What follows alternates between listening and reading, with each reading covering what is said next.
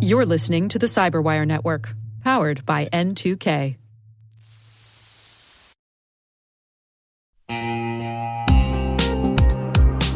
Risk and compliance shouldn't slow your business down. Hyperproof helps you automate controls, integrate real-time risk workflows, and build a centralized system of trust so your teams can focus on growth, not spreadsheets. From faster audits to stronger stakeholder confidence, Hyperproof gives you the business advantage of smarter compliance. Visit www.hyperproof.io to see how leading teams are transforming their GRC programs.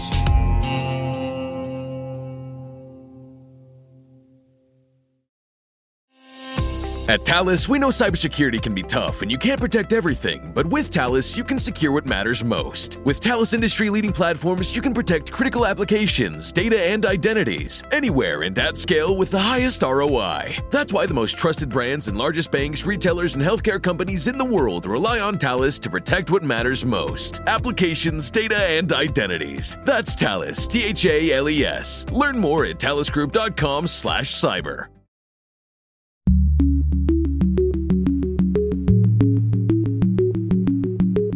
Hello, everyone, and welcome to Caveat, N2K Cyberwire's privacy, surveillance, law, and policy podcast. I'm Dave Bittner, and joining me is my co-host, Ben Yellen from the University of Maryland Center for Cyber Health and Hazard Strategies. Hey there, Ben. Hello, Dave. On today's show, we are joined by our guest, Sanny Liao, co-founder and CTO of Cybersecurity, on points of cyber exposure for California's election coming up soon. While this show covers legal topics and Ben is a lawyer, the views expressed do not constitute legal advice. For official legal advice on any of the topics we cover, please contact your attorney.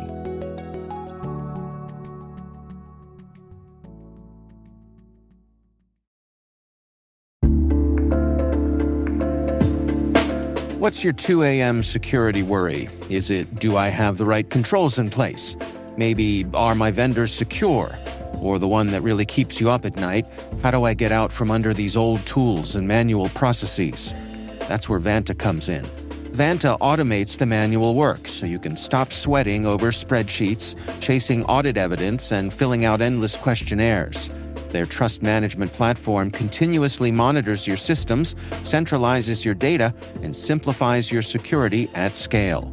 And it fits right into your workflows, using AI to streamline evidence collection, flag risks, and keep your program audit ready, all the time.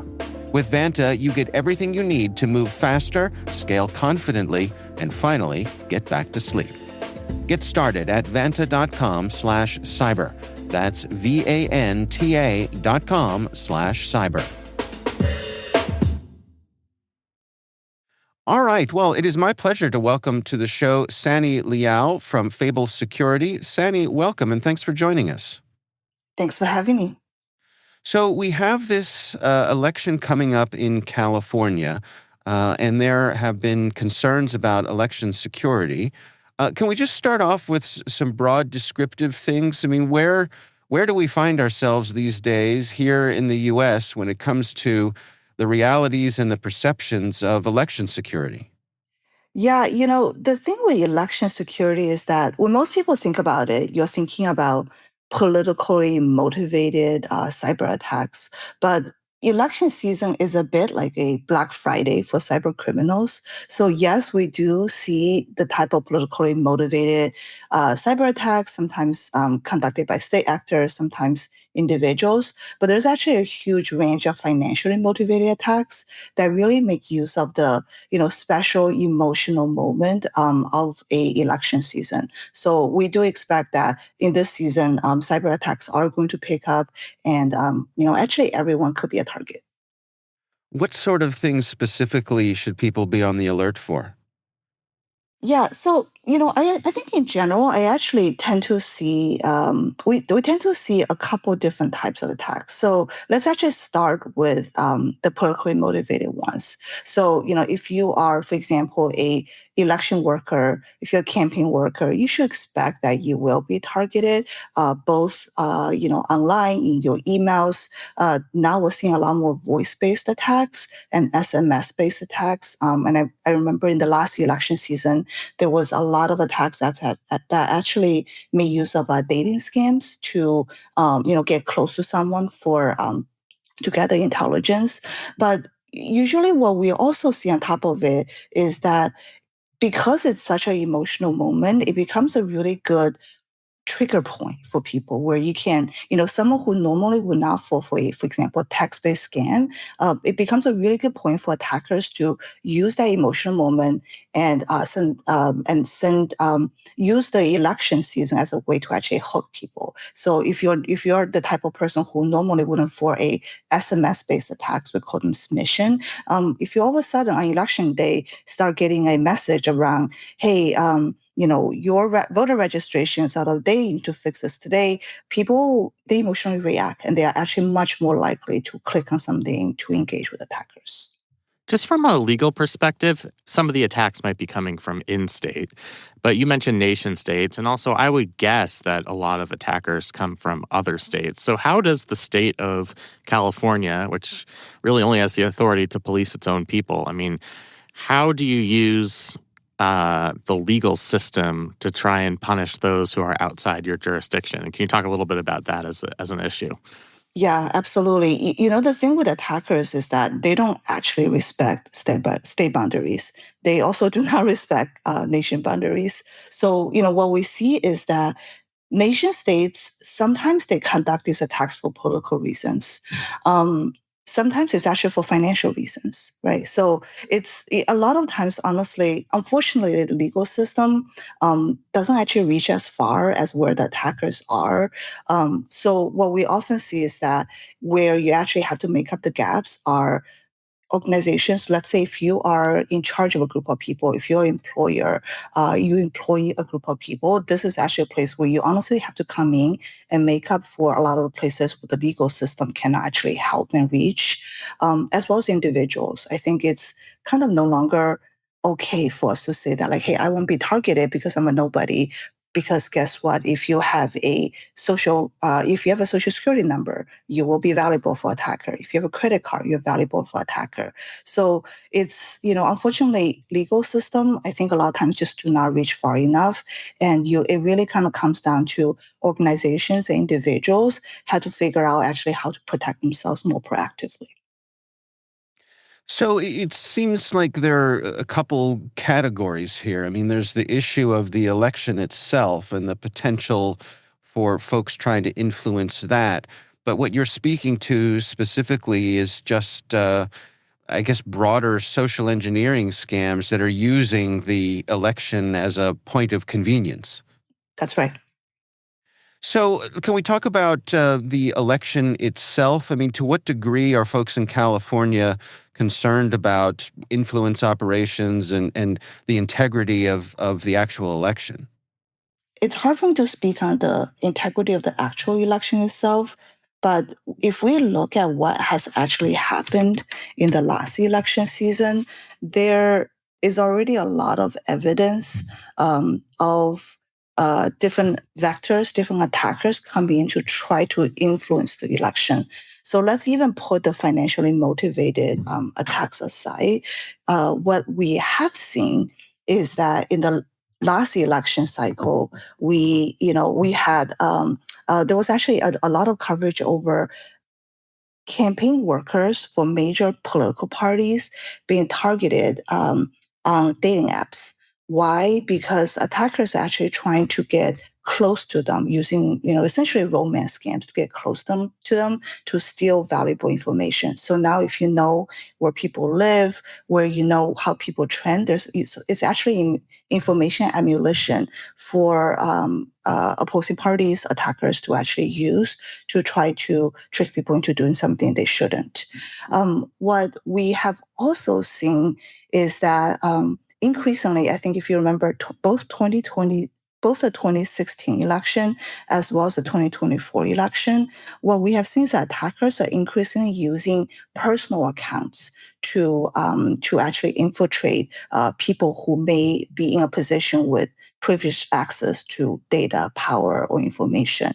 So, 2016 election, everyone knows about it. Hillary's personal email got hacked, right? Led to this big fiasco. And in the 2024 election, what we saw was Roger Stone's personal email got compromised, and they actually used it to compromise more of his colleagues on the Republican National Committee, and they stole a bunch of information.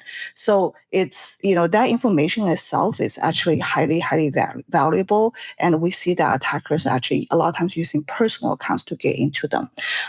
What we will also expect is that this type of attack is going to not just target prominent political figures, but anyone who work on a campaign. So if your LinkedIn profile is saying that, like, hey, I am now volunteering with campaign, X or Y, just know that attackers are smart people. They're going to find that out. And that means you might actually be in a position where you're holding sensitive information they want, and they will go after you in similar fashions.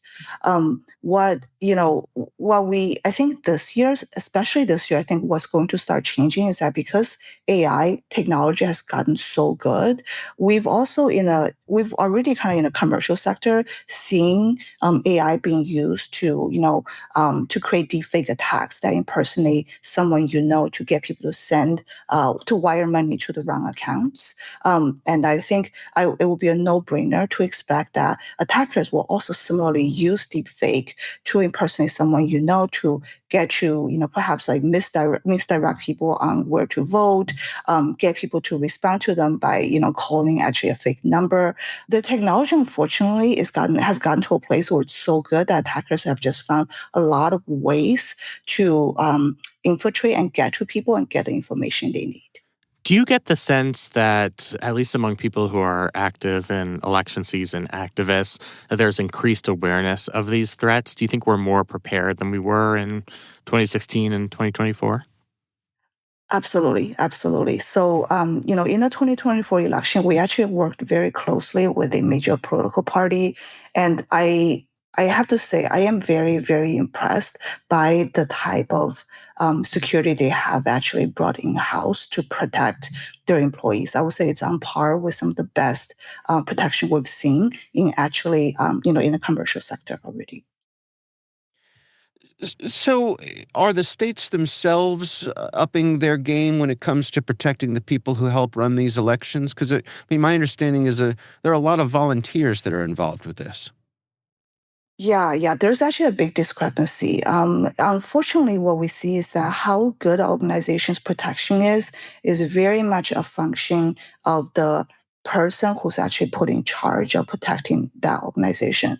We see this in the public sector, in states, in schools, in universities. We also see it in the commercial sector. So it's not a problem unique to two states, but a couple of things we do know, right, is that one, states are actually one of the most highly targeted organizations, just everywhere. Even if you baseline it against the political organizations, because often they don't have actually a lot of money to invest in really, really good cyber protection.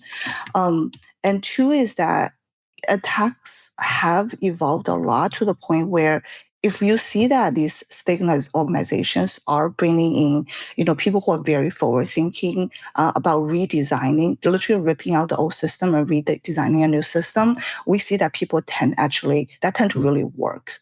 Both from a technology angle, the controls you put in place to make sure that people are, even if they click on a phishing email, for example, their account will get compromised and people's devices are all up to date and there's control over everything, as well as from an awareness angle that employees are kept up to date on the latest attacks that target them, that target the organization. We do see that, but for the most part, it's very much driven by the folks who's in charge of protecting these organizations. So where we don't see these forward-thinking leaders coming in and bringing that level of protection, the status quo is actually still quite outdated.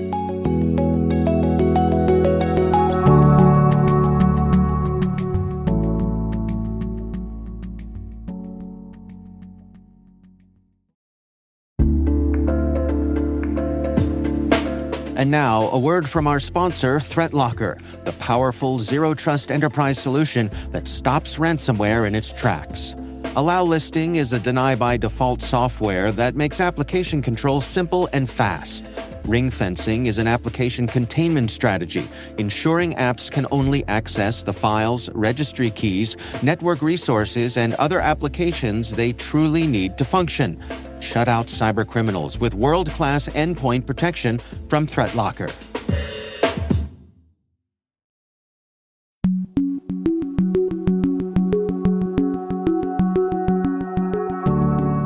You mentioned that a component of this is going after more of the consumers, I guess the actual voters themselves, who are in a certain mindset and an emotional state on election day or the days leading up to the election.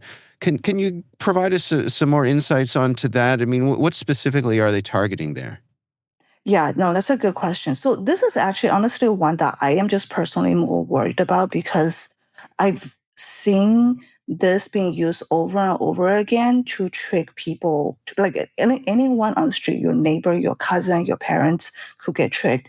And if you think about what's happened in the last couple of years, every time when there's an emotional moment, attackers, you can assume that people are pretty crappy. There are people out there who will make use of those emotional moments. So just like during COVID-19, people started using COVID-19 as a reason to trick people into clicking on phishing emails, giving away sensitive information.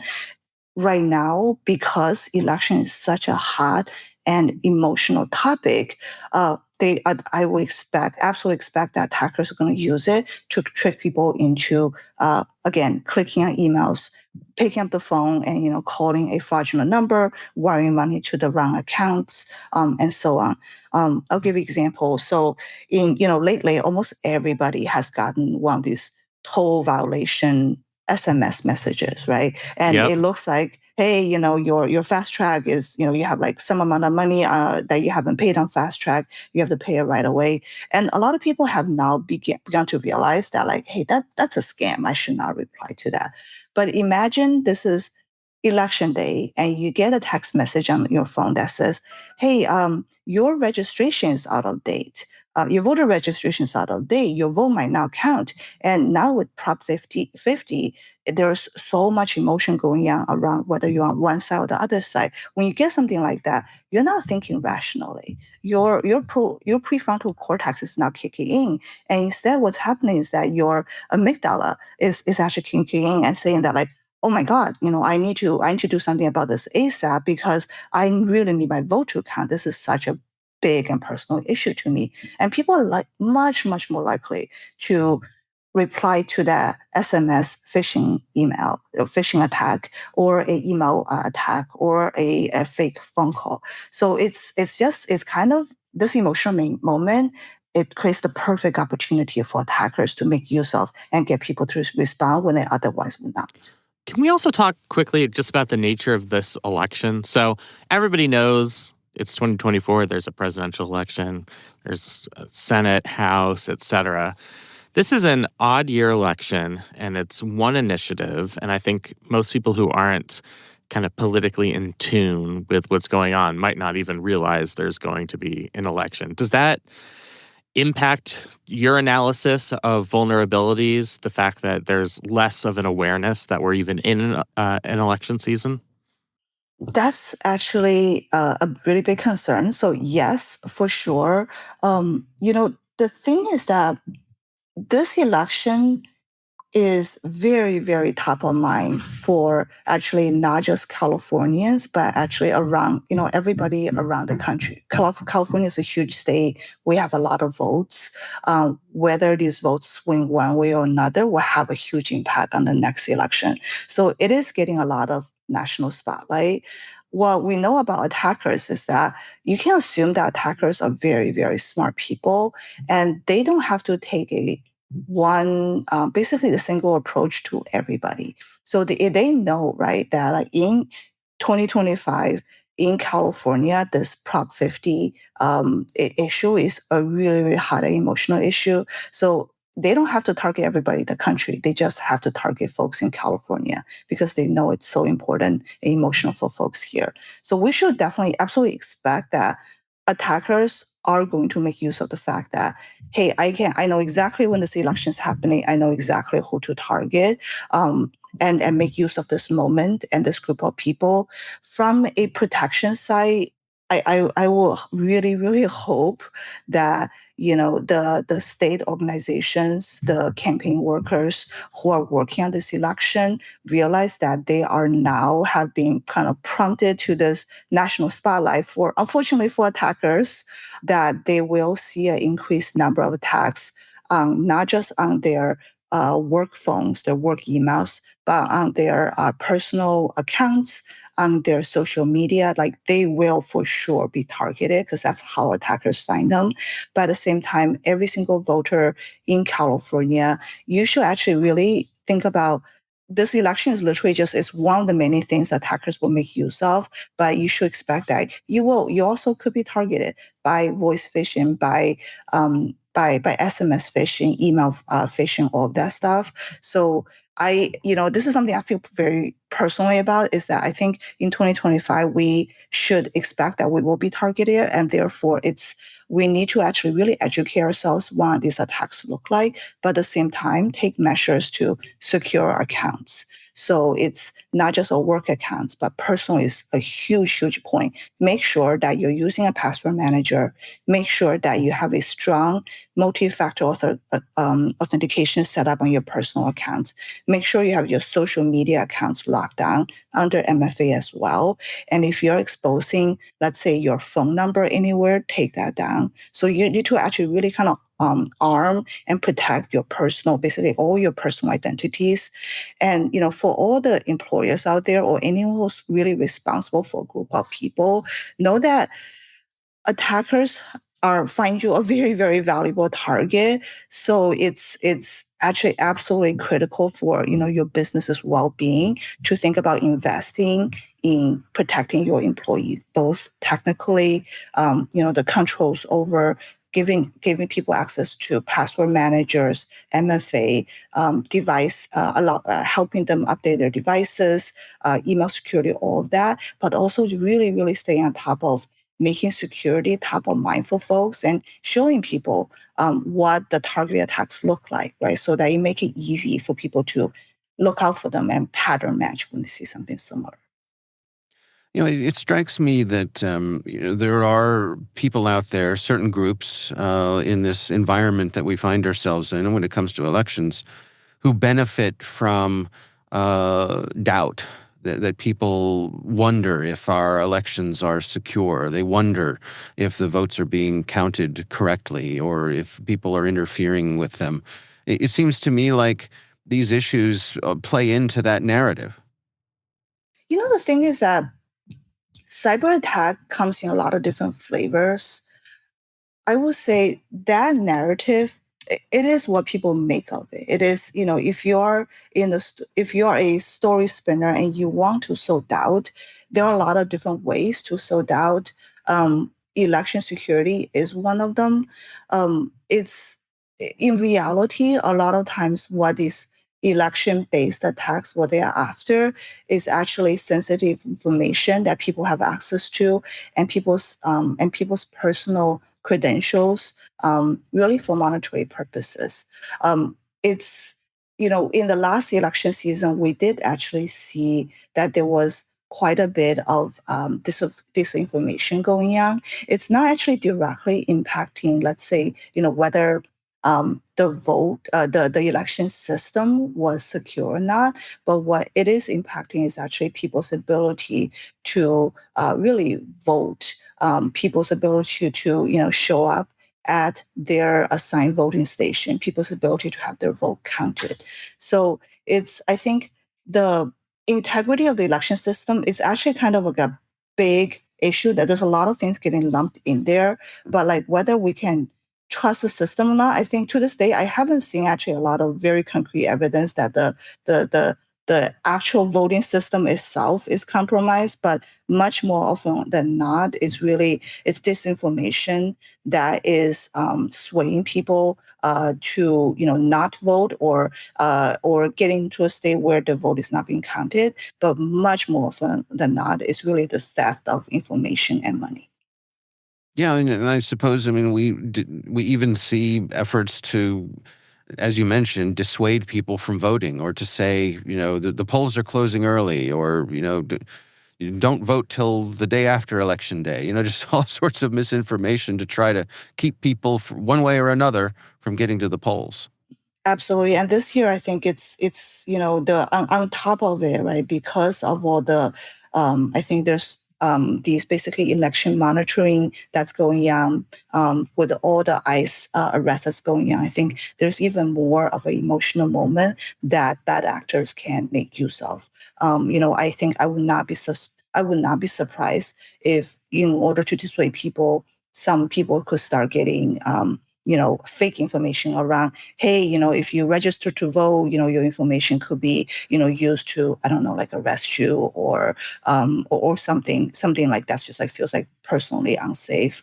I think at the end of the day, having worked in cyber for a long time, what, I kind of realize is that there are a small group of people out there where you should assume that they will make use of any opportunity for their personal benefits. A lot of times, you may be surprised, right? That like why people target me? I'm nobody.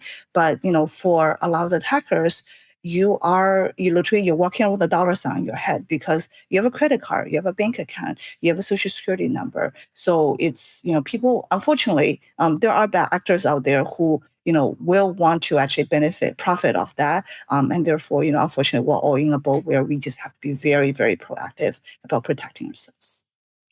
So what are your recommendations then for folks, organizations, and then also individuals to best protect themselves?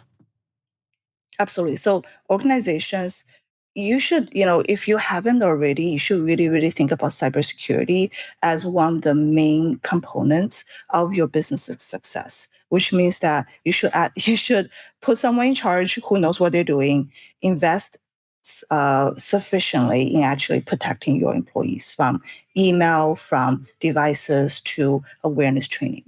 Number two is that for individuals, we should absolutely assume that all of us will get targeted.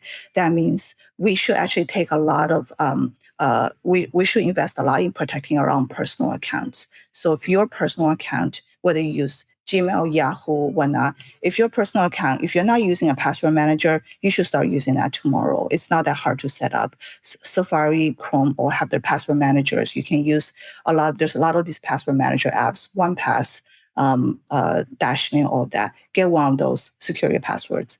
Number two, MFA. So which means that the MFA stands for multi-factor authentication. What this does is that if someone was able to trick you, steal your password, or buy it off the dark web, they still cannot get in without a second mode of authentication. Absolutely absolutely set that up for your account. And third is up to your devices. In the last 10 years, we've seen a lot of device-based attacks that Apple, Google are actually getting very on top of patching on people's devices. You should patch them. If you don't, which it actually means that there's a vulnerability that attackers can make use of. It's very easy. Just go ahead and patch your devices. And finally, I would say, you should think really, really hard about social media. Attackers now, one of the most fastest growing attacks we've seen recently are attacks that call up people on their phone or text them on their phone. What they need is your phone number. So if your phone number is out there on social media, if your phone number is out there, even if it's a LinkedIn on your LinkedIn account, you should take it down. Attackers, just know that attackers will find it. And I think, yeah, and finally, I would say it's awareness, actually. Attacks are evolving very quickly, again, because they're just smart people. They know what's the trending topic that's going to get someone to respond. They know places where, technical controls is hard for them to reach, and they will find those. So that means it's actually really good for us to read up about, hey, what's the latest attacks that's happening, right? Listen to this podcast and hear about how what are the things that people have been doing successfully to protect themselves. It's much better than actually having to go figure out how to recover your account. Well, Sanny Liao is co-founder of Fable Security. Sanny, thank you so much for taking the time for us today. It's my pleasure.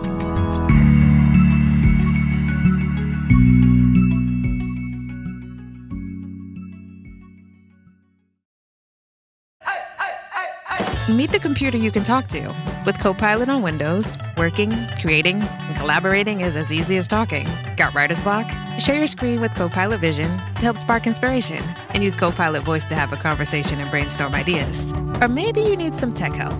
With Copilot Vision, Copilot sees what you see. Let Copilot talk you through step-by-step guidance so you can master new apps, games, and skills faster. Try now at windows.com/Copilot.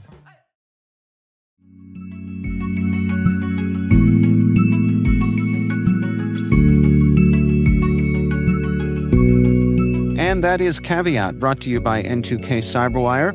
We'd love to know what you think of this podcast. Your feedback ensures we deliver the insights that keep you a step ahead in the rapidly changing world of cybersecurity. If you like our show, please share a rating and review in your favorite podcast app. Please also fill out the survey in the show notes or send an email to caveat@n2k.com.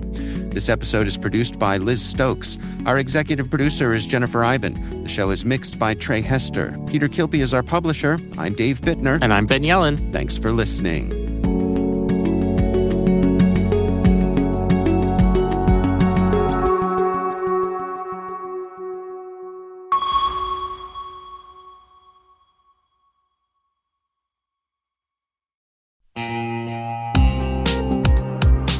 Cyber Innovation Day is the premier event for cyber startups, researchers, and top VC firms building trust into tomorrow's digital world. Kick off the day with unfiltered insights and panels on securing tomorrow's technology.